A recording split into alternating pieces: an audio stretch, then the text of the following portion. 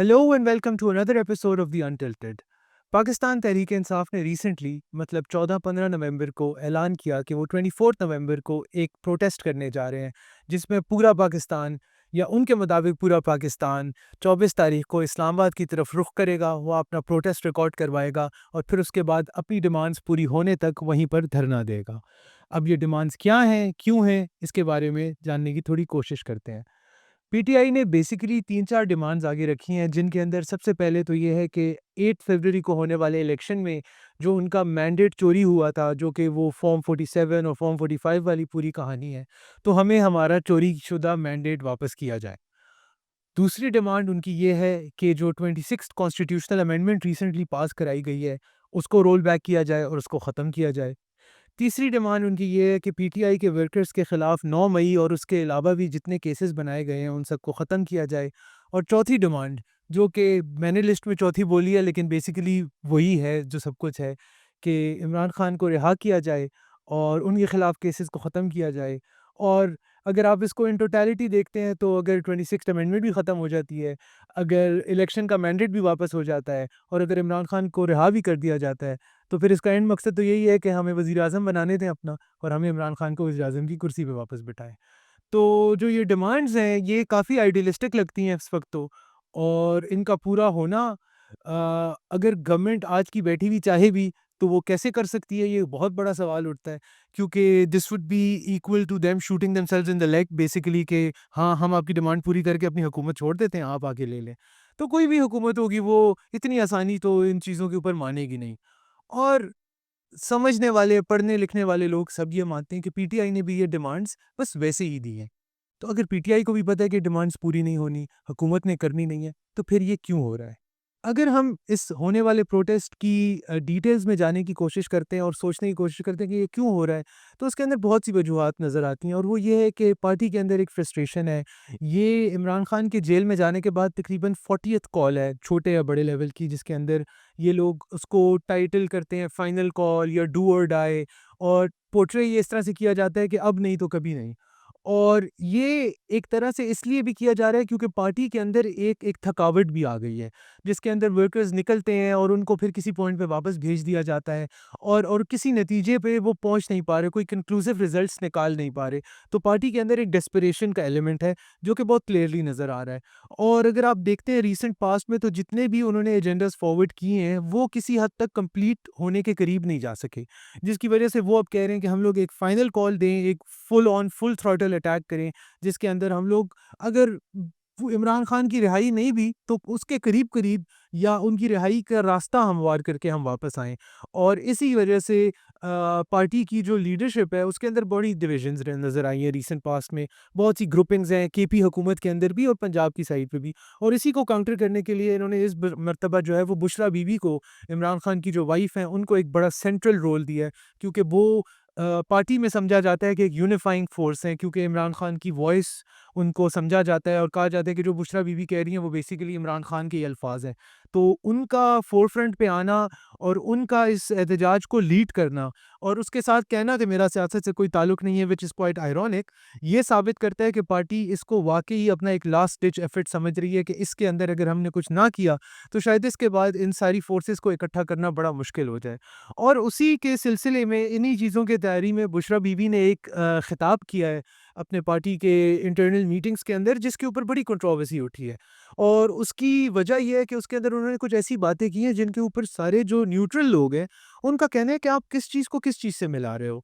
For example, Bushra Bibi का कहना था कि ये इम्तिहान है आपके ईमान का, कि आपका अल्लाह ताला पर यकीन और आपका हमारे हुज़ूर सल्लल्लाहु अलैहि वसल्लम पर जो यकीन है, और इमरान खान की कॉज़ पर जो यकीन है, तो इससे साबित होगा कि आप कितना दिल और जान से उनके साथ खड़े हो।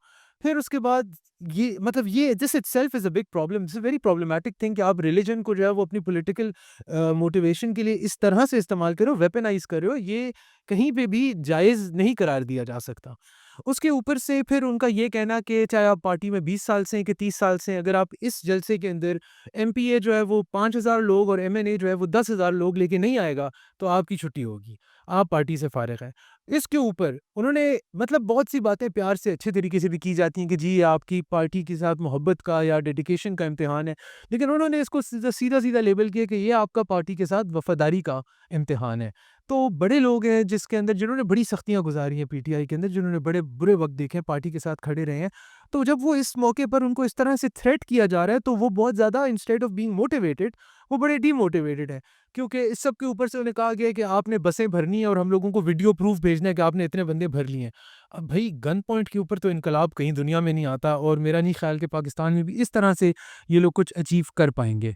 इस तरह से और इस तरीके से अगर कुछ अचीव होता भी है तो हिस्टोरिकली और पीटीआई की अपनी तारीख से हमने देखा है, तो जो अचीव हुआ है वो है 9 मई का वाक़या, जिसके अंदर इतना बड़ा केओस डेवलप हुआ कि उसके बाद उनकी पार्टी तितर-बितर होके रह गई। मतलब कि कोई सर-पाँव नहीं, लीडर इस्तीफ़े दे रहे हैं, प्रेस कॉन्फ्रेंसेज़ हो रही हैं, लोग उठाए जा रहे हैं। उससे पहले जब 2014 में धरना दिया तो भी 126 दिन आप बैठे रहे इस्लामाबाद के अंदर और एंड में आप कुछ नहीं लेके गए।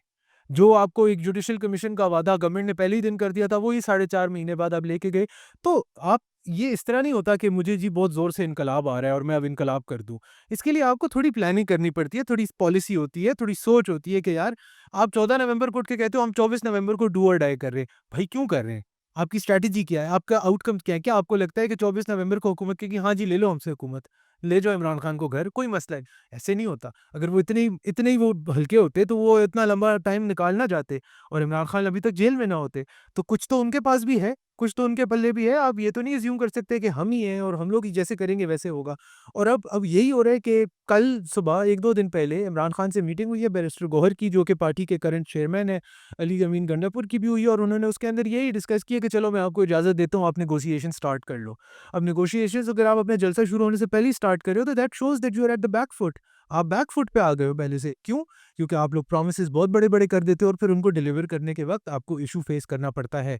मैं ये नहीं कह रहा कि इसके अंदर गवर्नमेंट बिल्कुल ऑफ द हुक है और पीटीआई बड़ा गलत कर रही है और इनको नहीं, बिल्कुल हर पार्टी को अपने हकूक़ के लिए लड़ना चाहिए, सिविल लिबर्टीज़ के लिए लड़ना चाहिए, अवाम के हकूक़ के लिए खड़ा होना चाहिए। लेकिन इसके अंदर आपको ये चीज़ भी नोटिस करनी बहुत ज़रूरी है कि ये जो हकीकी आज़ादी और इस तरह के जो स्लोगन्स हैं, इनका एंड मकसद क्या है? इस वक़्त ये जो सारी डिमांड्स हैं, ये सारी एक तरफ है। अगर आपको कहा जाता है कि हम अमेंडमेंट भी वापस नहीं करेंगे, इलेक्शन भी वापस नहीं करेंगे, लोगों को भी रिहा नहीं करेंगे, खान को छोड़ देंगे, तो आपकी पूरी की पूरी हकीकी आज़ादी बेसिकली खान की आज़ादी में ट्रांसलेट होके ख़त्म हो जाती है। सो जब तक पीटीआई इन इटसेल्फ अपने अपने आप को नहीं देखेगी, रिफ्लेक्शन नहीं करेगी, बैठ के इस चीज़ के ऊपर गौर व फ़िक्र नहीं करेगी कि हम लोग असल में चाहते क्या हैं और हम लोगों का फाइनल मकसद क्या है, आपकी विन क्या है, वो क्या ऐसी चीज़ होगी जिसके ऊपर आप कहोगे हम जीत गए हैं। वो जब तक ये फिगर आउट नहीं कर पाते, इस तरह की calls, final call, pro max ये आती रहेंगी। और लोगों को ये समझना बहुत ज़रूरी है कि आप तो बड़े मज़े से उठ के चल पड़ते हो, जलसा दे करने, धरना देने। लेकिन और आप सबकी अपनी पार्टी से अकीदत होती है, किसी की नून से होती है, किसी की पीपल्स पार्टी से होती है, किसी की खान से है, बिल्कुल आई रिस्पेक्ट दैट। लेकिन आप ये भी तो देखो कि ये जो जलसा हो रहा है और ये जो धरना हो रहा है, इसमें इमरान खान के बेटे जो हैं, जो कि उनकी सगी औलाद हैं, जिनको वो मतलब वो उनको डैड कहते हैं, उनको अपना बेटा कहते हैं और उनसे फ़ोन पे बात करने के लिए उन्होंने कोर्ट में बड़े केसेस भी किए थे।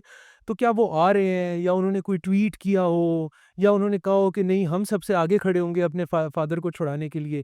क्योंकि देखिए अगर किसी की कॉज़ इतनी वैलिड हो और चाहे चले मैं मानता हूँ वो बच्चे यहाँ के शहरी नहीं हैं, लेकिन वो वालिद तो उन्हीं के हैं ना, मतलब इधर आप उनको कौम का वालिद बनाते हैं, तो वो जिन बच्चों के वालिद हैं, वो तो मुझे लगता नहीं है कि आ रहे हैं।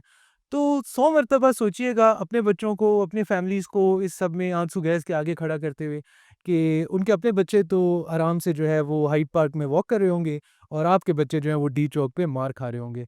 तो इन चीज़ों को ज़रा सोच समझ के चलना चाहिए। इस सब के अंदर वज़ीर आला खैबर पख्तूनख्वा जो कि बेसिकली इस सब को ऑन ग्राउंड लीड करते हैं क्योंकि उनके पास ही सारी गवर्नमेंट मशीनरी और रिसोर्सेज़ हैं।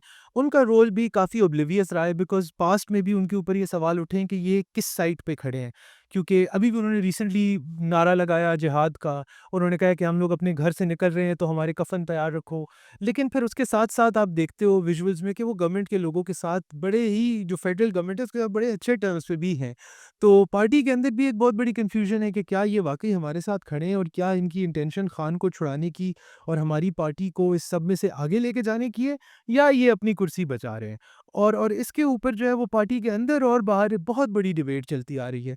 और हिस्टोरिकली भी जब आपने देखा कि लाहौर में जलसा था तो वो पहुँच नहीं सके, जब संजानी के मकाम पर जलसा था तब भी वो वापस मुड़ के चले गए और बीच में भी वो एक दफ़ा काफ़ी देर तक गायब रहे, तो उन्होंने कहा कि वो मैं अपनी मर्ज़ी से गायब था।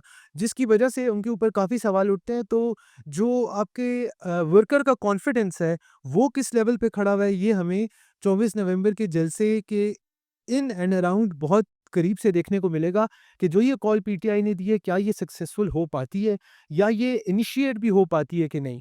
क्योंकि इस वक़्त ये भी बात चल रही है कि शायद गवर्नमेंट के साथ किसी न किसी लेवल पे बातचीत करके ये मामला ठंडा करा दें और मिनिमम कुछ न कुछ गेन करके, जैसे कि खान को अडयाला से हाउस अरेस्ट में शिफ्ट कर दिया जाए और समथिंग ऑफ द सॉर्ट्स करके ये मामला ख़त्म किया जाए। क्योंकि बेशक अभी तक हमने जो भी बोला है उसके अंदर हमने इसके जो नुकसानात या फ़ायदे पीटीआई पर हैं वो तो हमने बताया, लेकिन हुकूमत भी कहीं से नहीं चाहेगी कि इस तरह की डिस्टेबलाइजेशन मुल्क के अंदर हो। क्योंकि जब दुनिया उठती है और अखबार उठाती है और न्यूज़ पे देखती है कि पाकिस्तान के अंदर इतने बड़े लेवल पे डिस्टेबलाइजेशन हो रही है, तो इनके ये जो भी एफर्ट है जिसके अंदर ये एक इन्वेस्टमेंट लाने की कोशिश कर रहे हैं या ये इकोनॉमिक रिवाइवल का एक जो एक हाइप बनी हुई है इस वक्त, वो गवर्नमेंट को बहुत बुरी तरह डेंट करता है। और अगर वाकयातन पीटीआई 10-15 लाख बंदा निकाल लेती है, देन आपके पास कोई गारंटी नहीं है या आप कभी भी यकीन से नहीं कह सकते कि जी कुछ नहीं होगा, फिर कुछ भी हो सकता है। तो हुकूमत को भी अच्छी खासी फ़िक्र होगी और पीटीआई ने भी जितने बड़े वादे कर दिए, आई थिंक इन दोनों को मिलके ही कुछ फ़ैसला करना पड़ेगा कि अमन और प्यार मोहब्बत के साथ ये चीज़ को क्लोज़ करें। Thank you very much.